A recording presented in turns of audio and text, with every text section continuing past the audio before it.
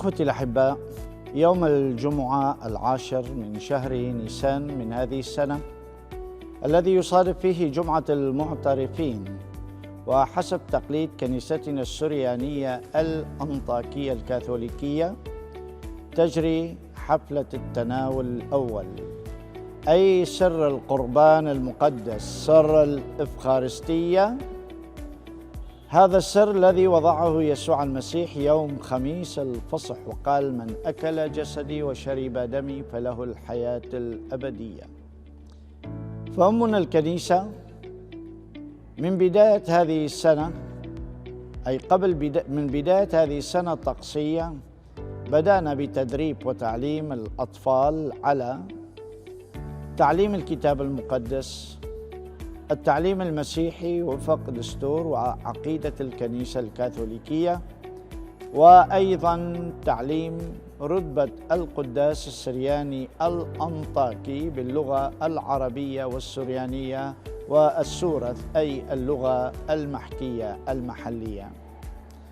كان معنا في هذه السنة أكثر من 30 معلما ومعلمة، إضافة إلى أخواتنا الراهبات من الرهبنة الدومينيكية للقديسة كاترين السيانية، وأخوات الأفراميات،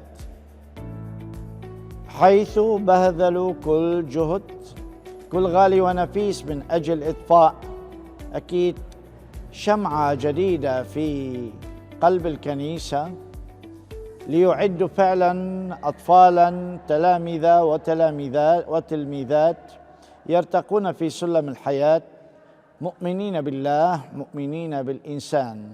عددناهم إعدادا حسنا وأبلينا بلاء حسنا لكي يقوموا بواجباتهم على خير ما يرام. هنيئا لكنيستنا السريانية.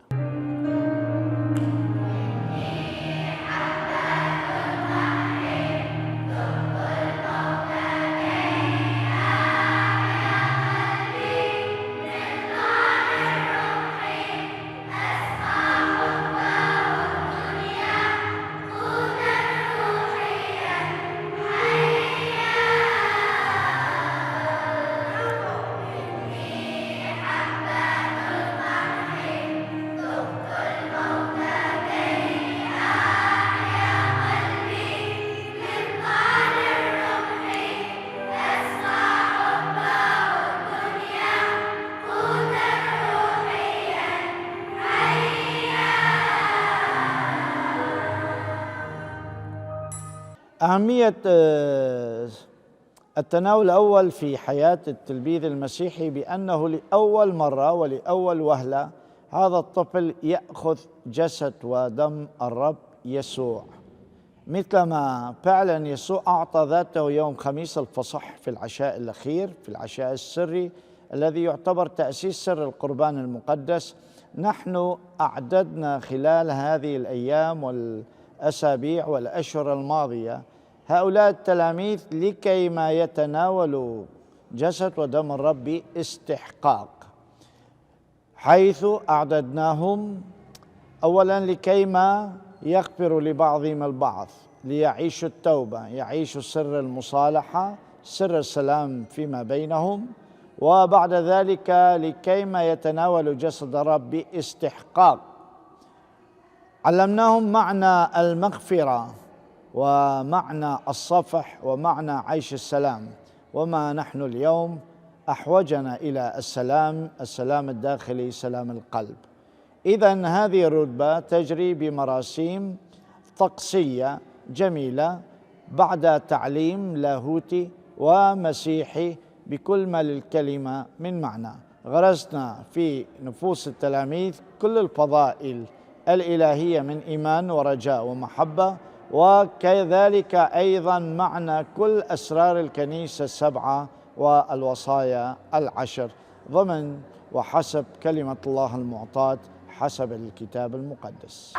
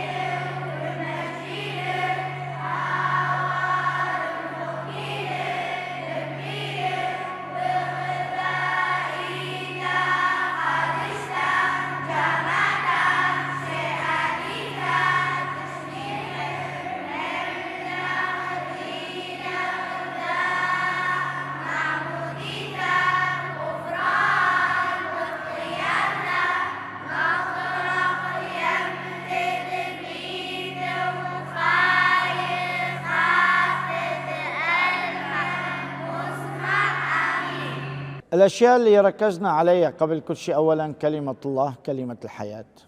هذه الكلمة التي أعطيت للأنبياء فيما سبق وأيضا للرسل بشخص يسوع المسيح.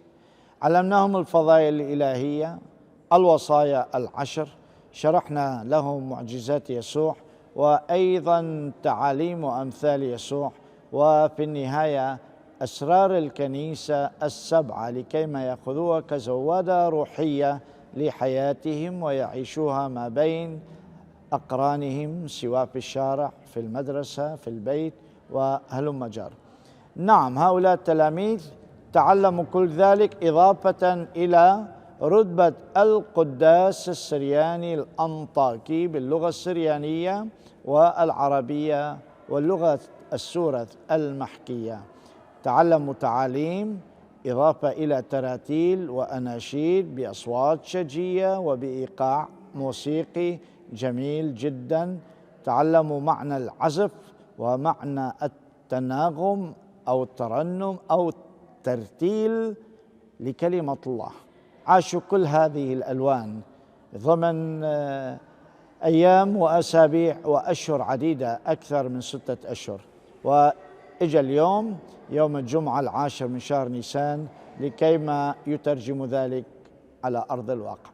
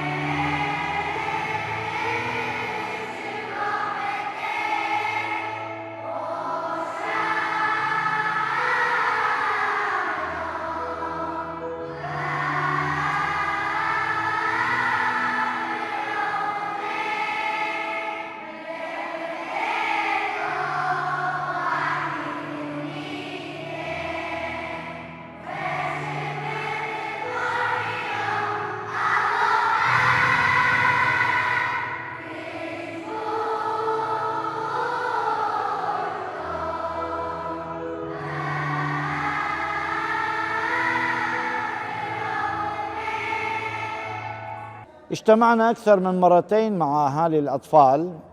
أولا، هؤلاء الأطفال هم فلذات قلبنا، هم مستقبل الكنيسة ومستقبل المجتمع. هذا لم يكن فقط تعليم روحي علمنا التلاميذ، ولكن أيضا تعليم أخلاقي. مبدأ احترام الكبير، المعلمين، الرهبان، الراهبات، الكهنة اللي خدموهم وتعبوا وسهروا أيضا من أجلهم. الأهل هم الأرض الطيبة التي غرست هذه النبتة وأعطتنا من ثمار الحب. هؤلاء التلاميذ لكيما يعدوا جيلا كاملا مقدسا ينمو بالنعمة والحكمة والقامة عند الله ما بين الناس.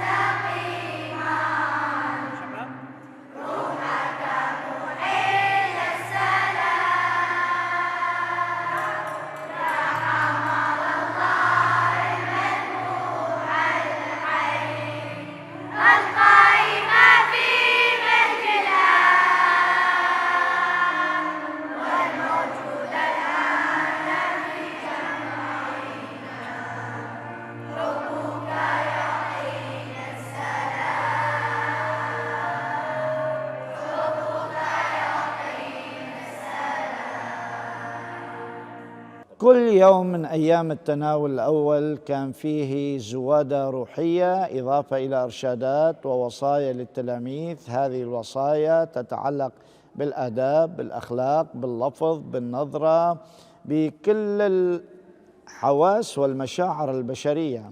هذا التلميذ هو إنسان بكل ما للكلمة من معنى، له من المشاعر والأحاسيس مثل ما للإنسان الكبير. روضنا هؤلاء التلاميذ لكيما يكونوا من شعب الله القدوس، ينمون بالنعمة ويرتقون في سلم الحياة، في ملء الحياة بكل ما للكلمة من معنى. هذه الإرشادات والوصايا بأنه تجعل منهم هم حاملي القيم، حاملي الإيمان. لأجل ذلك الكنيسة وضعت كل جهدها بشخص الآباء الكهنة والرهبان والراهبات والمعلمين والمعلمات لكيما ينمو هذا الطفل بالفضيلة ويرتقي في سلم الحياة، لكيما ينمو دائما ويكون مطيعا لله سبحانه وتعالى ولرؤسائه ولأبويه ولكل معلميه. نعم، هذه كانت دورة التنشئة المسيحية. مثلما في كل سر نعمل لتنشئة هؤلاء الأطفال ليكونوا شعبا كاملا مقدسا.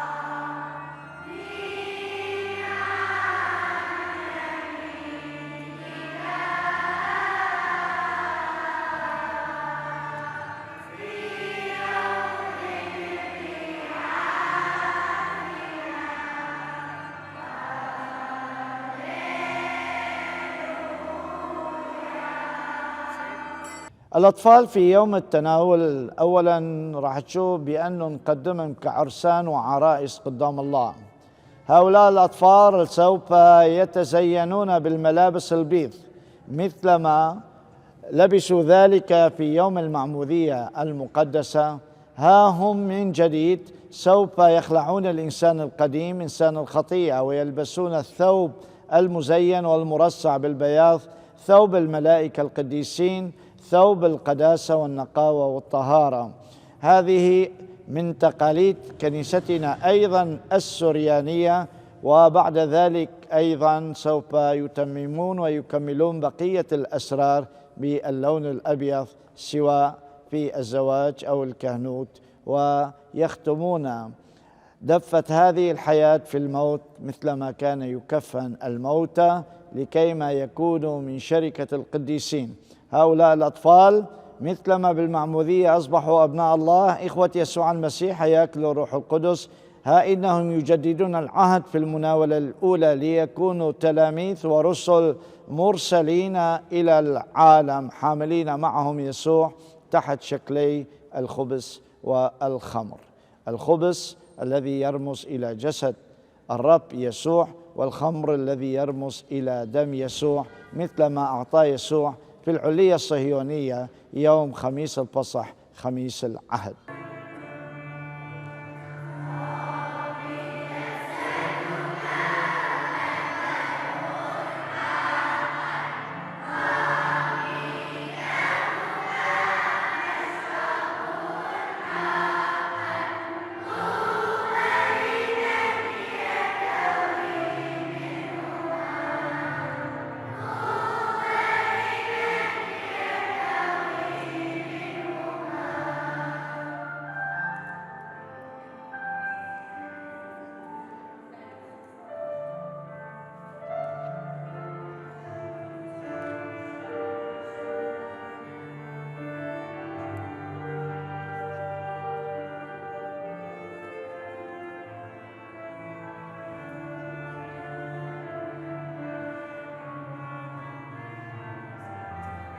شكري وتقديري أولا لصاحب السيادة مار بنديكتوس يونان حنو على فعلا ثقته وتسليمه تعليم هذه الأطفال لشخصي الضعيف. أشكر كذلك كل أخواتي الراهبات في الرهبنة الدومينيكية والرهبنة الأفرامية الذين كانوا معي ليل نهار في تعليم وإعطاء النصائح والإرشادات لما فيه مجد الله وخير الأطفال. شكري وتقديري لكل المعلمين والمعلمات الذين بذلوا كل غال ونفيس من أجل إعداد هؤلاء الكوكبة من الشباب لكيما ينمو بنعمة الله بالحكمة والقداسة. شكري وتقديري لكل المعلمين والمعلمات الذين كانوا حريصين على إعطاء الكلمة النقية الطاهرة القدوسة بكل ما للكلمة من معنى وبكل ما تتضمن من أمانة ووفاء كمعلمين مخلصين ومربين رائعين لكيما يعدوا جيلا يتسامى أمام الله وأمام الإنسان. شكري وتقديري لكل الأهالي من آباء وأمهات وإخوة وأخوات على حرصهم، على ثقتهم العالية، على محبتهم التي لا توصف، على مساعدتهم في احتضان هؤلاء الأطفال وخاصة ممن هم فقراء ومعوزين. نعم، لم يقصروا بشيء. شكري لكنيستي الرحبة التي أبوابها لن تغلق أبدا، كانت ولا زالت السند والعضد المقوي المدافع بكل ما للكلمة من معنى. شكري قبل كل شيء من هذا الكلام للعناية الإلهية التي حافظتنا وحفظتنا من كل أنواع الشرير في هذه الأيام القاسية، أيام الحرب، أيام السأم، أيام الخوف، أيام تجربة بل العصيان. الكلمة تنهض، تنعش، تقوي، تضع الإنسان لكيما يتسامى عند الله مع أخيه الإنسان.